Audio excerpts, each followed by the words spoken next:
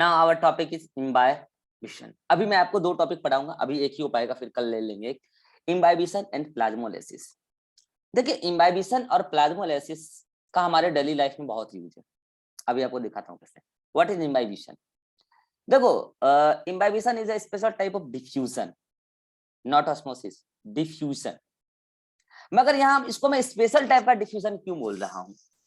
Special type का diffusion मैं इसको इसलिए बोल रहा हूँ, यहाँ पे जो ये वाटर मॉलिक्यूल का डिफ्यूजन हो रहा है, वाटर मॉलिक्यूल मूव कर रहा है टू लो, डिफ्यूजन तो हाई टू लो ही मूव कर रहा है। वो मूव कर रहा है एक खास प्रकार के ऐसे मटेरियल पर जो सॉलिड या कोलाइड हो, सॉलिड या कोलाइड, लिक्विड नहीं, सॉलिड या कोलाइड हो, और उसके पास वाटर को एब्जॉर्ब करने की टेंडेंसी हो। तो अगर उसके पास वाटर को एब्जॉर्ब करने की टेंडेंसी है तो सबसे पहले वाटर अपने सरफेस पे तो चिपका है, तब तो एब्जॉर्ब कर पाएगा। सुनना मैं क्या कह रहा हूँ? अगर मान लो मैं ये कह रहा हूँ कि ये कोई मटेरियल है, और ये मटेरियल या तो सॉलिड हो सकता है या तो कोलाइड हो सकता है, या तो सॉलिड हो सकता है या तो कोलाइड हो सकता है। इस मटेरियल के अंदर पानी होल्ड करने की टेंडेंसी है, इसका मतलब इसके अंदर पानी कम है, तब तो इसको वाटर होल्ड करने की टेंडेंसी है। तो उसके लिए पहले पानी सरफेस पे तो आए। The phenomena of attachment of water to the surface which attracts water, which have tendency to absorb water. The phenomena of adherence of water at the surface of that substance, it's called as imbibition. पानी surface पे आएगा, फिर पानी अंदर चला जाएगा, क्योंकि उसको वाटर होल्ड करने की टेंडेंसी है उसके पास। पानी अंदर जाएगा, that is not imbibition. That is not imbibition. Imbibition is just the adherence of water molecule at the surface of that substance. That is imbibition. लेकिन आपकी एनसीईआरटी क्या लिख दी गलती से कि absorption of water. NCERT actual में एक step आगे बढ़ गई। इम्बाइबिशन का डेफिनेशन तो यही था कि ऐसा कोई मटेरियल, अच्छा सुनो एक बात, जो यहाँ पे मूव कौन कर रहा है, एब्जॉर्ब एब्जॉर्ब कौन हो रहा है, वाटर। तो वाटर यहाँ पे कहलाता है, वाटर यहाँ पे कहलाता है इम्बाइबेंट, सॉरी इम्बाइबेट, इम्बाइबेट। और जो एब्जॉर्ब कर रहा है ये काला वाला मटेरियल, सॉलिड या कोलाइड हो, ये कहलाता है इम्बाइबेंट। तो इम्बाइबेंट को वाटर होल्ड करने की टेंडेंसी है और इम्बाइबेट को मूव करने की टेंडेंसी है, और ये इम्बाइबेट का इस इम्बाइबेंट के जस्ट सरफेस पर आके चिपक जाना, अडहेर हो जाना, एडजॉर्ब हो जाना, एडजॉर्ब हो जाना, दिस इज इम्बाइबिशन। हाँ, चूंकि इम्बाइबेंट के पास वाटर होल्ड करने की टेंडेंसी है, तो जब वाटर एडजॉर्ब होगा तो फिर एब्जॉर्ब भी हो जाएगा। ये जो येलो वाला मैं एरो दिखाया हूं, दिस इज एब्जॉर्प्शन, अंदर आ जाना, ए बी, एब्जॉर्प्शन। मगर वो इम्बाइबिशन का पार्ट नहीं है, लेकिन आपकी एनसीईआरटी फ्लो में एब्जॉर्प्शन लिखती है। तो आप क्या करोगे एग्जाम में, एब्जॉर्प्शन मारोगे कि एडजॉर्प्शन? अगर एग्जाम में आ जाए इम्बाइबिशन इज व्हाट और ऑप्शन में एडजॉर्प्शन एब्जॉर्प्शन दोनों हो, तो आप अकॉर्डिंग टू एनसीईआरटी एब्जॉर्प्शन ही मार देना, क्योंकि अभी तक करेक्शन नहीं हुआ है और इस पे कॉन्ट्रडिक्शन है। तो आप एब्जॉर्प्शन ही मार देना, क्योंकि अगला स्टेप एब्जॉर्प्शन ही होता है। वो एनसीईआरटी वाला यही बात बोलेगा कि इम्बाइबिशन के बाद ऐसा थोड़ी है कि एब्जॉर्प्शन के बाद एब्जॉर्प्शन ना होगा, तो आप एब्जॉर्प्शन ही मारना, लेकिन reality imbibition is just absorption. ठीक है, अब मैं आपको बताता हूँ इम्बाइबिशन होने के लिए तीन बातों का होना बड़ा जरूरी है। पहला, इम्बाइबेंट का होना जरूरी है और इम्बाइबेट का होना जरूरी है। इम्बाइबेट हमेशा लिक्विड होगा, वाटर मॉलिक्यूल होगा। इम्बाइबेंट सॉलिड भी हो सकता है, कोलाइड भी हो सकता है। तो पहला शर्त क्या है कि इम्बाइबेंट और इम्बाइबेट का होना जरूरी है। दूसरा शर्त कि इम्बाइबेंट जो है उसका वाटर के साथ एफिनिटी हो, मतलब इम्बाइबेट के साथ एफिनिटी हो।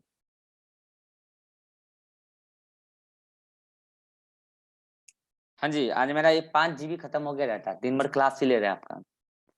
ठीक है, तो ये अभी फिर से अभी उसमें डालूंगा डाटा पैक। हाँ, तो मैं क्या कर रहा था कि इम्बाइबिशन के लिए पहला शर्त तो क्या है कि ये इम्बाइबेंट और माइक बंद करो, किसका ऑन है रिवा। इम्बाइबेंट और इम्बाइबेट के बीच में पहली बात तो क्या, उन दोनों का प्रेजेंस, और दूसरा उन दोनों के बीच में अफिनिटी हो, प्यार मोहब्बत हो। इम्बाइबेंट चाहता हो कि इम्बाइबेंट मेरे पास आए। अगर मान लो कोई ऐसा सॉलिड मॉलिक्यूल है, कोई ऐसा कोलाइडल मॉलिक्यूल है जो चाहता ही नहीं कि वाटर मेरे ऊपर आए, अपने ऊपर वाटर को अट्रैक्ट करना ही नहीं चाहता है, मान लो कोई लिपिड मॉलिक्यूल है, वैक्स कोटेड है, तब तो वहां पे एफिनिटी ही नहीं है वाटर के साथ उसका। तो वहां पे फिर एब्जॉर्प्शन नहीं होगा वाटर का, याद रखना, वो इम्बाइबिशन नहीं कर पाएगा।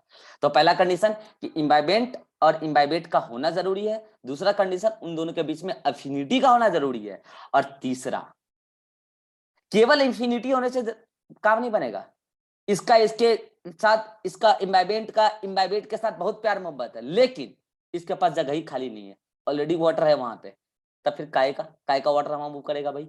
इसका मतलब वाटर का ग्रेडियंट भी होना जरूरी है, और ग्रेडियंट ऐसा होना चाहिए कि इम्बाइबेंट के पास पहले से वाटर कम हो, तब जाके इम्बाइबिशन फिनोमिना हो पाएगा। तो आपको एग्जाम में आता है व्हाट इज द नेसेसिटी और what is the requirement of imbibition, these three are the necessity और requirement of imbibition. First one, imbibant और imbibate must be present, there must be affinity between the imbibant और imbibate, and there must be water potential gradient, that means the water ज्यादा होना चाहिए कहां, imbibate side, और imbibant side water कम होना चाहिए, तब जाके वाटर ग्रेडियंट आएगा। ये तो क्या हुआ रिक्वायरमेंट। नाउ अब मैं आपको बताता हूं कि इसका डेली लाइफ में क्या सिग्निफिकेंस है, इसको आप कैसे देख पाते हैं, ठीक है। सबसे पहली बात आपको मैं 2 एग्जांपल बताता हूं जो आप डेली लाइफ में देखते भी हैं। अभी गर्मी चल रही है, अगले 2 महीने बाद बरसात आ जाएगी, और आपको बरसात के दिनों में कमरे में एक बड़ा प्रॉब्लम आएगा, खिड़की लगाने और बंद करने में। कितने लोग इस बात को महसूस किए हैं, जब घोर बरसात चल रही होती है, दरवाजा लगता है तो पहली बात लगता बड़ी मुश्किल से है, और फिर जब लग जाता है तो खुलता बड़ी मुश्किल से है। और ये खास करके उस दरवाजे में होता है जो घर के बाहर वाला होता है, जहां पानी पड़ रहा होता है दरवाजे में, और खास करके उस दरवाजे में जहां दरवाजे में वैक्स की कोटिंग नहीं करवाई गई है। पता है क्यों? लकड़ी, वुडन ब्लॉक, वो क्या होता है, एक सॉलिड मॉलिक्यूल है, और उसके अंदर वाटर पूरा इवोपरेट हो चुका है पहले जब वो लकड़ी बना है, तो वो एक अच्छे इम्बाइबेंट की तरह एक्ट करता है। बरसात के दिनों में एटमॉस्फेयर में खूब सारा मॉइस्चर रहता है, वो सारा एटमॉस्फेरिक मॉइस्चर लकड़ी वुडन ब्लॉक में क्या होता है, एडजॉर्ब होता है। पहले एडजॉर्ब होता है, दिस इज इम्बाइबिशन, फिर एब्जॉर्ब भी हो जाता है। तो उससे क्या होता है, लकड़ी फूल जाता है, दरवाजा फूल जाता है, खिड़की का दरवाजा, गेट का दरवाजा फूल जाता है। उससे क्या होता है, वो लगता नहीं है, और फिर लग जाता है जल्दी से, तो चूंकि वो कम स्पेस में बड़ा सा चीज तुम घुसा दिए तो फिर खुलने में प्रॉब्लम आता है। फिर देखो गर्मी के दिनों में कोई प्रॉब्लम नहीं आता, गर्मी में तो कई बार आपने ये भी फील किया होगा कि दरवाजा ढील हो गया, गौर भी किया हो गया। और इसीलिए जो बढ़ई मिस्त्री होता है वो ज्यादा फेवर करता है दरवाजा को बनाने के लिए गर्मी के दिनों में, ताकि दरवाजा ढीला ना हो, और बरसात के दिनों से बचाने के लिए उसको सजेशन देता है कि इसके ऊपर वैक्स का कोटिंग करवा दीजिए, ताकि इसके ऊपर वाटर का एब्जॉर्प्शन ही ना हो, तो एब्जॉर्प्शन कहां से होगा। तो ये आप डेली लाइफ में देखते हैं। दूसरा एग्जाम्पल जो आप डेली लाइफ में देखते हैं, अभी बुआई का समय आया है, कटाई हो गया, बुआई का समय आया है, किसान लोग सीड बो रहे हैं, सीड बोने के बाद पटवन, पहले पटवन किया, फिर सीड बोए, फिर पटवन कर रहे हैं, अभी करेंगे थोड़े दिन बाद। तो क्या होता है, सीड से जो सीडलिंग निकल के आता है, जो पहला सीड फूटता है और उससे जो सीडलिंग निकल के आता है प्लांट पार्ट, प्लूम्यूल और रेडिकल, स्टेम और रूट के लिए, मतलब शूट और रूट के लिए। तो सोचो कि सीड कोट उतना बड़ा हार्ड पार्टिकल है, कैसे फट जाता है सीड कोट। इसलिए फट जाता है क्योंकि सीड के अंदर पानी बहुत कम होता है बहुत कम होता है। तो जब सीड लगाया आपने, तो मिट्टी में जो भी पानी है, सीड लगाने से पहले आपने पानी पटवन किया है, तो सीड में, मिट्टी में जो भी पानी है, सीड उसको इम्बाइब करता है पहले इम्बाइबिशन से, और फिर उसको एब्जॉर्ब भी कर लेता है, पहले एब्जॉर्ब फिर एब्जॉर्ब भी कर लेता है। तो उससे क्या होता है, उसके अंदर का प्रेशर बढ़ जाता है, टारगेट प्रेशर सीड के अंदर का, उसको बोलते हैं इम्बाइबिशन प्रेशर। एक्चुअल में पहले इम्बाइबिशन हुआ है, तब जाके एब्जॉर्ब हुआ है। तो इम्बाइबिशन प्रेशर की वजह से क्या होता है, सीड कोट रैप्चर हो जाता है और सीडलिंग बाहर निकल जाता है। ये डेली लाइफ एग्जांपल, ये मैंने 2 एग्जांपल बताए, ऐसे घने सारे एग्जांपल हैं। तो these are the imbibition phenomena. Now अब आपको मैं एक बात बताता हूं कि सेल के अंदर जो वाटर अपटेक होता है, क्योंकि आप इतना पढ़ चुके हैं वाटर का ट्रांसपोर्ट, तो सेल के अंदर वाटर ट्रांसपोर्ट का अलग अलग स्टेज पे अलग अलग चीजें होंगी। ध्यान रखना, अगर नॉन लिविंग सेल के अंदर पानी एंटर कर रहा है, चाहे वो दरवाजे का खिड़की हो, मतलब सॉरी खिड़की का जो भी है दरवाजा हो, या ऐसा कोई भी चीज जिसके अंदर वाटर अपटक कर रहा है, नॉन लिविंग है, ऑस्मोसिस नहीं होगा, इम्बाइबिशन होगा। Imbibition is also type of diffusion, imbibition होगा, क्योंकि ऑस्मोसिस के लिए तो सेल मेम्ब्रेन होना जरूरी है, और सेल मेम्ब्रेन केवल जिंदा सेल में होता है। फर्स्ट वन, अगर जिंदा सेल में आप वाटर के एंटर की बात कर रहे हैं, तो अगर वो प्लांट सेल, फंगल सेल या बैक्टीरियल सेल है, तो सेल वॉल से पानी क्रॉस करेगा, तो जल्दी बोलो, इम्बाइबिशन या ऑस्मोसिस? Osmosis. इम्बाइबिशन। इम्बाइबिशन मैं पहले ही बता चुका हूँ सेल बायोलॉजी में, cell wall is considered as a dead layer, cell wall is considered as a dead layer. Cell wall में किसी भी प्रकार का मेटाबॉलिक एक्टिविटी नहीं होता है, ठीक है। Cell wall is considered as a dead layer. तो सेल वॉल से एंटर करेगा, this is imbibition. Cell membrane से क्रॉस करेगा तो ऑस्मोसिस से इम्बाइबिशन, ऑस्मोसिस। साइटोप्लाज्म में अंदर अंदर पानी इधर से उधर मूव कर रहा है अकॉर्डिंग टू ग्रेडियंट, इम्बाइबिशन या ऑस्मोसिस? ऑस्मोसिस, क्योंकि cytoplasm is the protoplasm which is considered the living content of the cell, living cell. Then वो वाटर मॉलिक्यूल वैक्यूल की टोनोप्लास्ट मेम्ब्रेन को क्रॉस करके वैक्यूल के अंदर चला गया, इम्बाइबिशन या ऑस्मोसिस? ऑस्मोसिस, सेल मेम्ब्रेन को क्रॉस किया है। नाउ साइटोप्लाज्म में कई सारे प्रोटीन फाइबर्स होते हैं, और प्रोटीन फाइबर्स प्रोटीन के फाइबर हैं बड़े बड़े से साइटोप्लाज्म में, उसमें वाटर का चिपकना हो रहा है, इम्बाइबिशन या ऑस्मोसिस? इम्बाइबिशन, क्योंकि प्रोटीन अपने आप में कुछ लिविंग नहीं है, प्रोटीन अपने आप में कुछ लिविंग नहीं है, प्रोटीन अपने आप में उसको लिविंग को एग्जिस्टेंस नहीं है, वो डेड कंसीडर्ड होगा। तो प्रोटीन फाइबर पर वो एक सॉलिड मटेरियल है, उस पर जब सॉलिड बोलो या कोलॉइड बोल लो, उस पर जब वाटर का एब्जॉर्प्शन हो रहा है, दैट इज द इम्बाइबिशन। ये थे एग्जाम में एकदम इजी सवाल, आपको गलत करा लेता है, तो ये बात ध्यान रखना। अगर मैं बोलूं सेल के अंदर वाटर का एंट्री, तो आप सेल वॉल कंसीडर करोगे या नहीं करोगे? मैंने बस सेल बोला है, तो आप कंसीडर नहीं करोगे। क्यों नहीं करोगे? क्योंकि इन जनरल जब भी हम सेल की बात करते हैं आपके लेवल पर, तो एनिमल सेल कंसीडर होता है। एनिमल सेल का outermost boundary cell wall या सेल मेम्ब्रेन?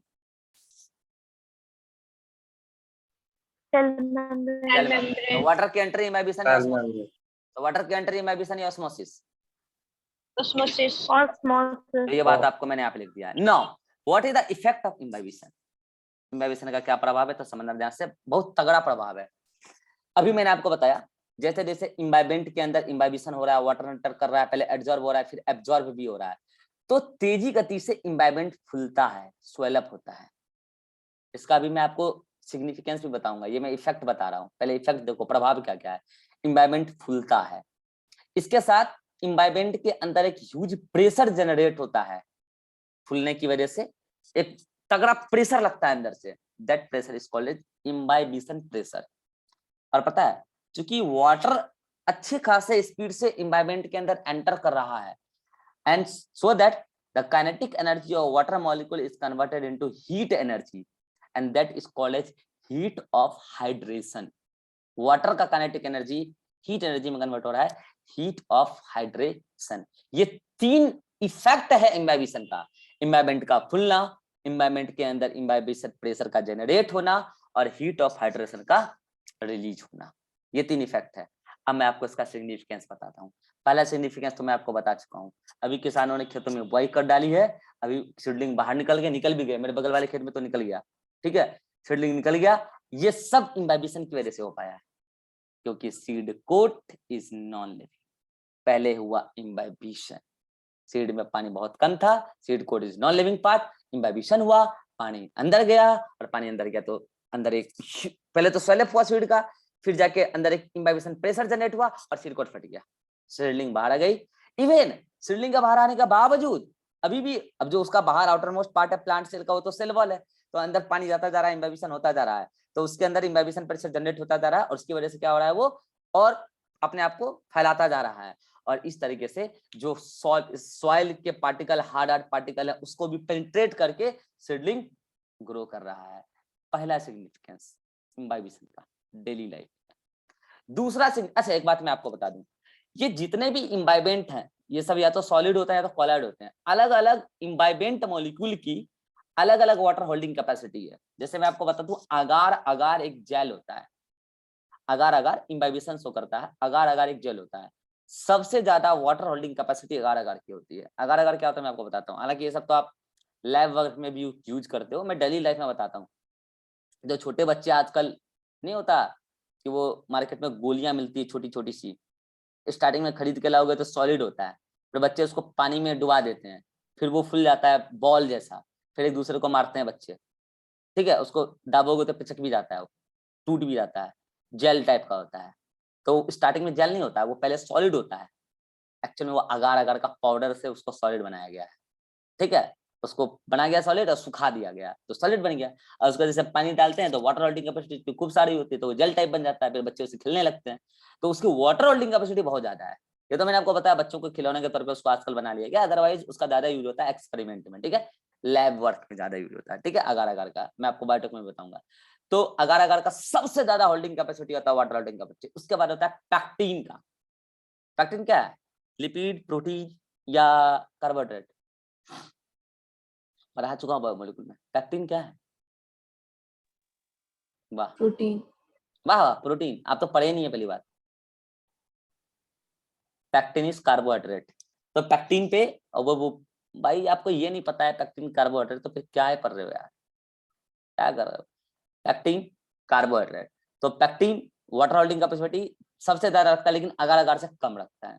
देन प्रोटीन का नंबर आता है, देन स्टार्च का नंबर आता है, देन सबसे लास्ट में सेल्यूलोज का नंबर आता है। सेल्यूलोज भी कार्बोहाइड्रेट है, पैक्टीन भी कार्बोहाइड्रेट है, लेकिन पैक्टीन का ज्यादा वाटर होल्डिंग कैपेसिटी है और सेल्यूलोज का कम। स्टार्च भी कार्बोहाइड्रेट है, लेकिन उसका सेल्यूलोज से ज्यादा है। तो इसको ये ज्यादातर आपके एग्जाम में पूछा जाता है, ये ऑर्डर कि किसका वाटर होल्डिंग कैपेसिटी ज्यादा और कम है। तो इसको मैंने ट्रिक से आपको याद करने के लिए यहाँ पे बताया हुआ है। वो ट्रिक क्या है देखो, यहाँ पे ट्रिक लिखा हुआ है, मैंने लिख दिया है। अगर पैकेट पर स्टार सेल लगे होते तो वाटर अच्छा खासा एब्जॉर्ब हो जाता। अगर मतलब अगार अगार, पैकेट पैक्टीन, पर protein, starch starch, cell cellulose, बस इतना ही 5 बात आपको याद रखनी है। लगे होते तो वाटर अच्छा खासा एब्जॉर्ब हो जाता है, एक सीरीज में एब्जॉर्ब हो जाता है, ये कहने का मतलब है, ठीक है। तो ये हो गया।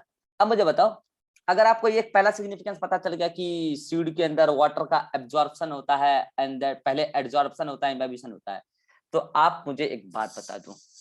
आप एक गिलास में एट द सेम टाइम आप डालो मक्के का सीड, और आप डालो, या फिर गेहूं का डाल लो, मक्के का डाल लो, ठीक है, और एक डालो बादाम का सीड। बादाम ने मतलब वो ग्राम, मतलब कि जो चना है वो, और आप उसको पर्टिकुलर टाइम के लिए छोड़ दो, 4-5 घंटे के लिए। 4-5 घंटे के बाद उस गेहूं के सीड के साथ क्या होगा और उस चने के सीड के साथ क्या होगा, स्पेशली सीड कोट के साथ क्या होगा? किसका फटेगा, किसका नहीं फटेगा? किसका फटेगा, किसका नहीं फटेगा? फट जाएगा सर। चना का फट जाएगा। फट जाएगा और गेहूं वाला नहीं फटेगा। कारण सर प्रोटीन इसमें ज्यादा होता है, इसकी वजह से वाटर ज्यादा absorb प्रोटीन कर ज्यादा सकते हैं। होता है, और प्रोटीन का स्टार्च के कंपैरिजन में, क्योंकि गेहूं हो या मक्का हो उसमें स्टार्च होता है ज्यादा, और ग्राम में प्रोटीन होता है ज्यादा। प्रोटीन का वाटर होल्डिंग कैपेसिटी स्टार्च के कंपैरिजन में ज्यादा होता है, ज्यादा वाटर एब्जॉर्ब करेगा और एब्जॉर्ब करेगा, और एब्जॉर्ब भी करेगा तो उससे ज्यादा इम्बिबिशन प्रेशर बनेगा, तो सीड कोट फट जाएगा। तो अगर आपको स्टार्च और गेहूं के सीड कोट भी फाड़ना है, लंबे टाइम तक रखो, फट सकता है। फट सकता है मैंने बोला है, जरूरी नहीं फट जाए, लेकिन ग्राम का तो पक्का फट जाएगा, क्योंकि प्रोटीन होल्डिंग कंपोनेंट है वो, ठीक है। तो ये आपको एक सिग्निफिकेंस उसका देखने को मिल गया। अब मैं आपको एक तगड़ा सिग्निफिकेंस बताता हूं जो प्री हिस्टोरिक मैन यूज करते थे, मतलब कि जो हमारे पूर्वज लोग जो during the course of evolution जो पहाड़ों वहाड़ों में रहा करते थे, पहाड़ों में घर बना बना के रहा करते थे, वो लोग पता है क्या करते थे? बड़े बड़े चट्टान को फाड़ते थे इम्बिबिशन का यूज करके। कैसे? वो अब भाई बड़ा चट्टान तो तोड़ेंगे नहीं, तभी तो किरान था नहीं, ठीक है। तो वो क्या करते थे, चट्टानों में छेनी हथौड़ी से लगे, वो तो सब तो बना चुके थे ना वो लोग, तो छेनी हथौड़ी से थोड़ा सा छेद करते थे, फिर जाके पेड़ का बड़ा सा टुकड़ा सिल्ली लाते थे और उसको पूरा सुखा देते थे, पहले पूरा सुखा देते थे धूप में।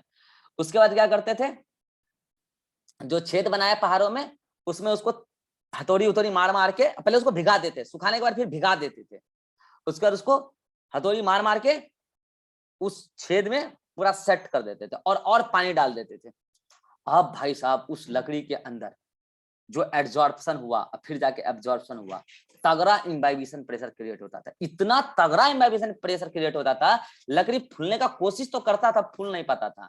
इतना तगड़ा इम्बाइबिशन प्रेशर क्रिएट होता था कि जहां पे उस पर्टिकुलर लकड़ी का पार्ट घुसाया गया था, उस चट्टान को बीचों बीच फाड़ देता था और चट्टान का 2 टुकड़ा कर देता था।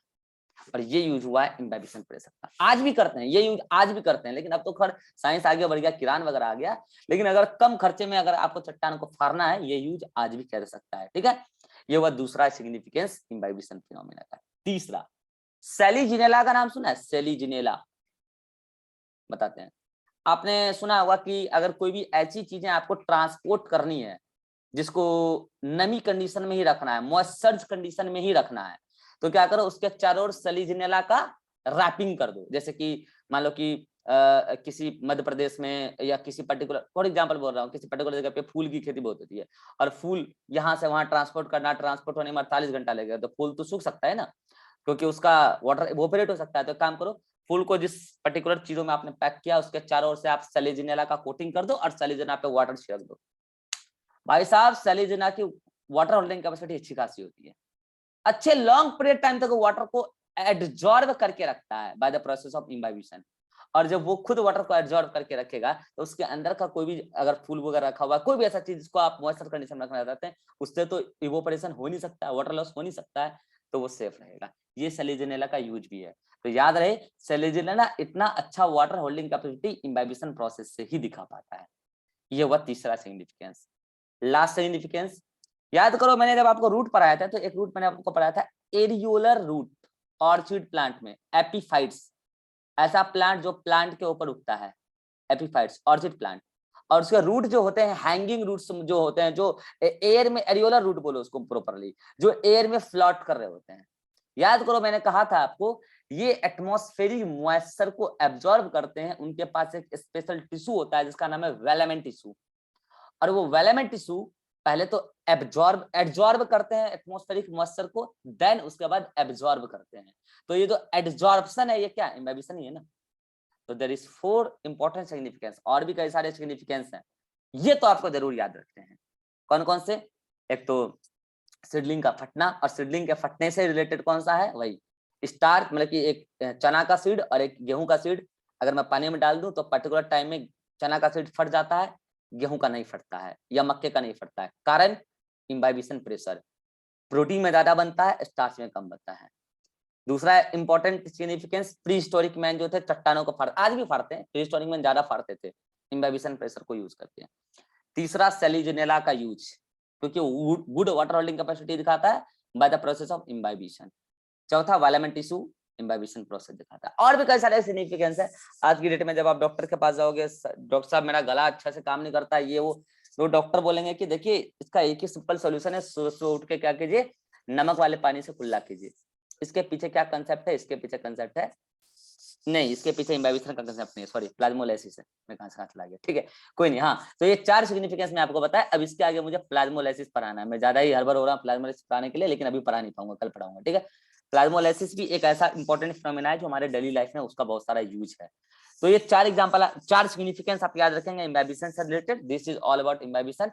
छोटा सा पार्ट है लेकिन क्वेश्चन अक्सर आता रहता है, ठीक है। अगर यहाँ तक कोई दिक्कत है तो आप पूछ लीजिए, देन हम इम्बाइबिशन नेक्स्ट क्लास में पढ़ेंगे। हाँ राजेश्वरी,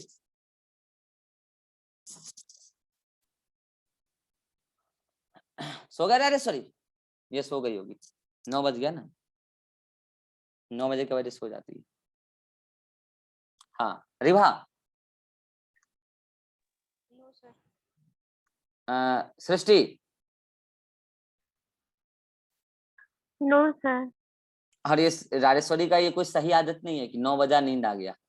9 बजे अगर आप सो रहे हैं, आप किसी भी कॉलेज में जाएंगे, किसी भी हॉस्पिटल्स में अगर आपका ड्यूटी लगता है इन फ्यूचर, 9 बजे सो के आप क्या कर लीजिएगा? कितना बार समझाया मैंने इसको।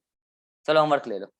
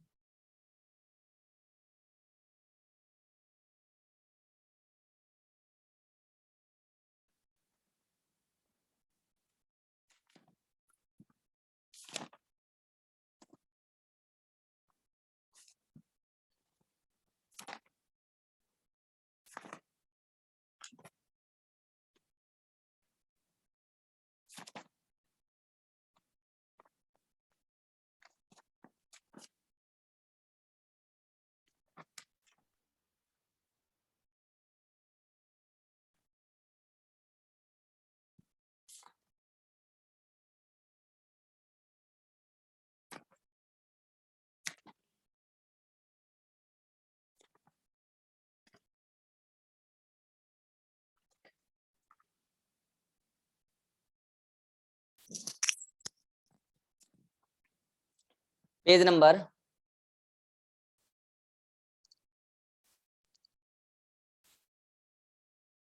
182 से पेज नंबर 183 और यहाँ पे हेडिंग नंबर 11.2.4 से यहाँ पर हेडिंग नंबर 11.3 के ऊपर तक ये एनसीईआरटी पढ़ ले। चलिए मिलते हैं नेक्स्ट क्लास में।